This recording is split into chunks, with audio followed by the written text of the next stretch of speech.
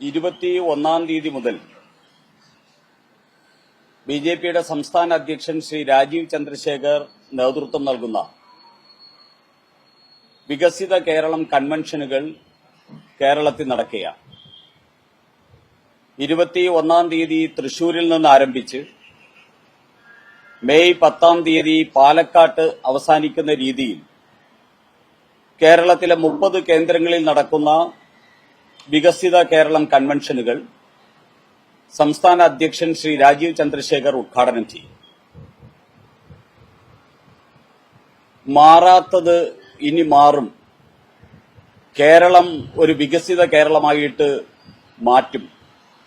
അതിന് പാർട്ടിയുടെ പ്രവർത്തകർ മുകൾ തലം മുതൽ ഏറ്റവും അവസാനത്തെ പ്രവർത്തകൻ വരെയുള്ളവരെ അതിന് സജ്ജരാക്കുക എന്നുള്ളതാണ് ഈ വികസിത കേരളം കൺവെൻഷൻ എന്നതുകൊണ്ട് ബിജെപി സംസ്ഥാന അധ്യക്ഷൻ ശ്രീ രാജീവ് ചന്ദ്രശേഖർ ഉദ്ദേശിക്കുന്നു.